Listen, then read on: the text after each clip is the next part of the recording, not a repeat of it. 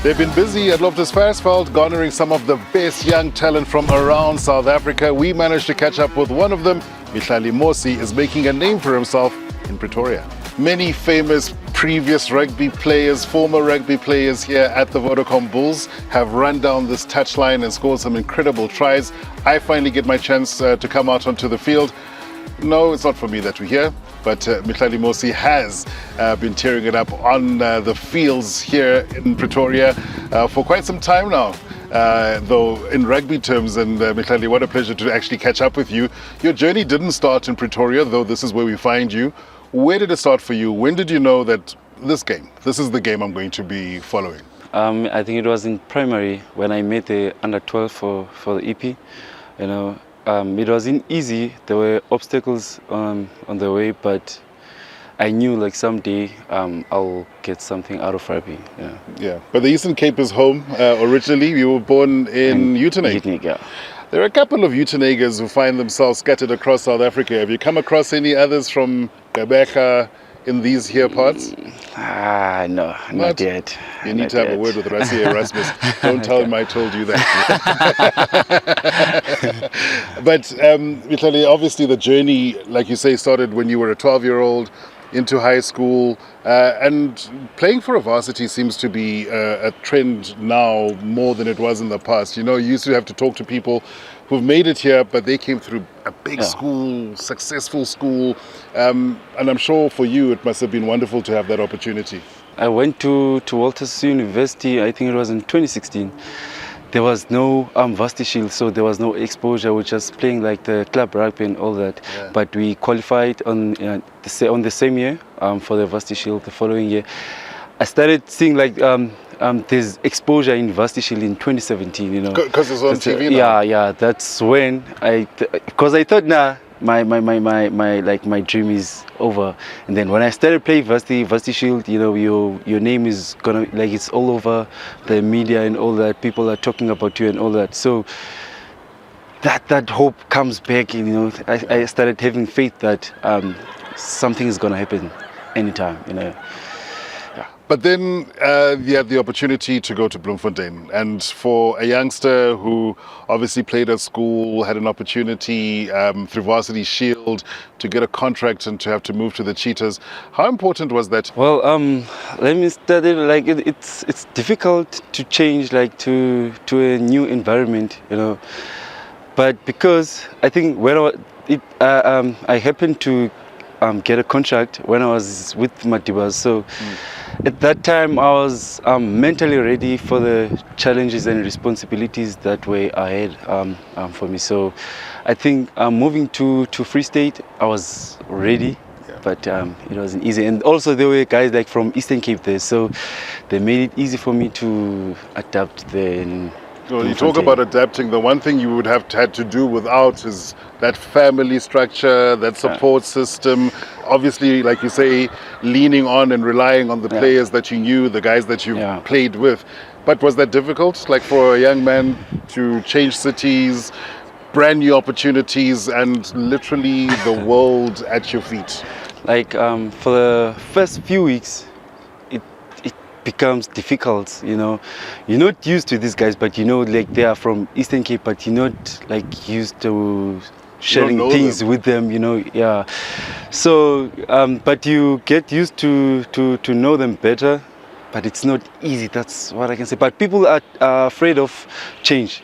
Some people prefer to stay in their hometown for the rest of their lives, because change is not an easy thing to do, you know.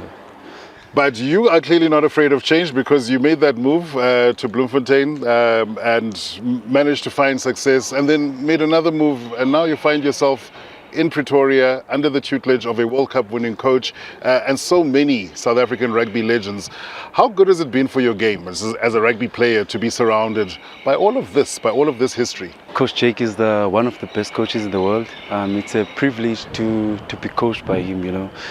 And what I like about him, it's his professionalism and how he approaches each and every player.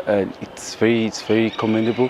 One thing I've learned from like the senior guys, the guys that have been playing this rugby, is that you have to back yourself. You know, It doesn't matter how you plan things and all that, but if you don't back your plan, then your plan is useless. So for me, I think I've learned that I have to back myself no matter what, always.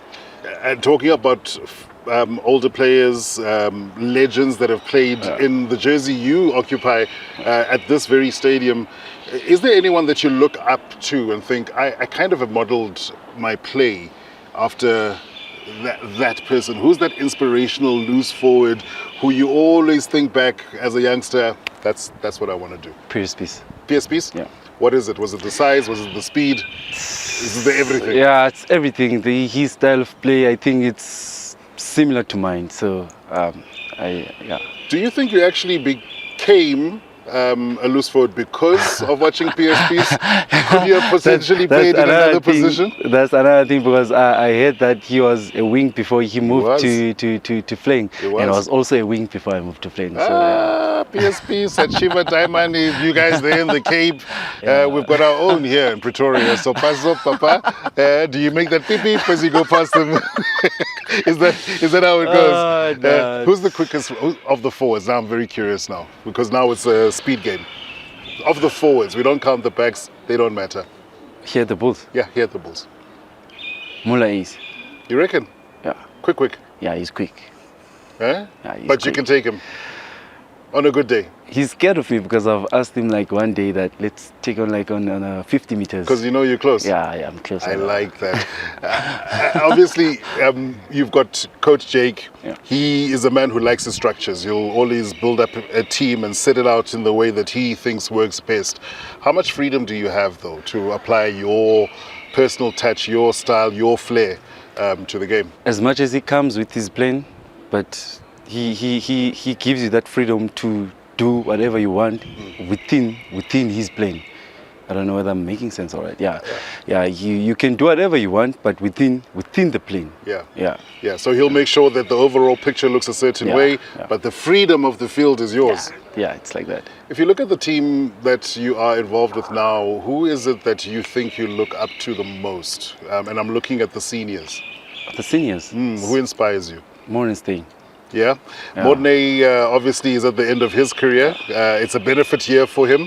It's a massive year, but he's broken records on this very field.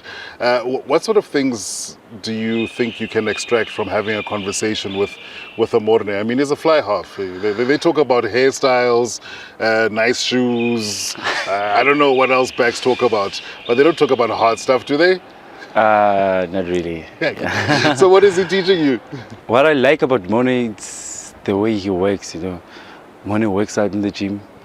He's like a good person on the field and off the field, The things he says, like he's always speaking like on a positive side. Like you'll never, even if things go wrong, you'll never hear him bashing guys and all that. He will speak like in the correct manner. So I look up to him. Yeah, it's a mindset thing. Yeah. Where do you see yourself in the next 5 years? Tough question and an unfair one, I know. But I'm like this.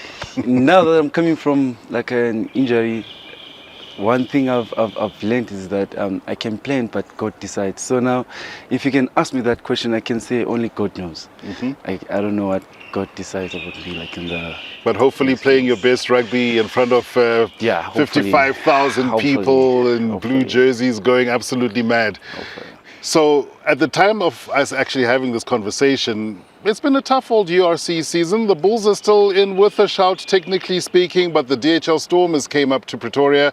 They won a match. The big one from a Bulls perspective, 41,000 supporters dressed in blue, screaming. The Upper East Stand open for the first time in a couple of years. A record, a 9-year-long attendance record. What did that make you feel like? Did you get goosebumps? Did you expect to ever see Loftus like that? Since I've been here, I've never seen Loftus being full like that. And I remember that day when I went to Spa on my way to the stadium. I started at Spa. Yeah. So when I went off my car, saw like everyone was wearing blue, the Bulls jersey. It was blooming there. Then when I came in here, it was full, man. I saw like the people from Pretoria, they really support the Bulls. They love it. It was a vibe. I won't lie, it was a vibe. And I saw like the young ones, they support the Bulls. I'm sure like they one day they hope to see themselves playing on this field. You know. That's what it's all about. Yeah. Right, well, we're done. We're out of here, but I'm not just going to let you go. We were talking about speed. So let's go. You can go from the sideline. Let's give it 10 meters. 10 meters, Yeah, okay. quick one. It's all about who's quickest off the mark. You don't Okay. have to get all the way down. Okay. All right, are you ready? Yeah. Me. Wait, let's ask somebody to count us down. Okay, somebody give us a Okay. 3. 3, 2, 1.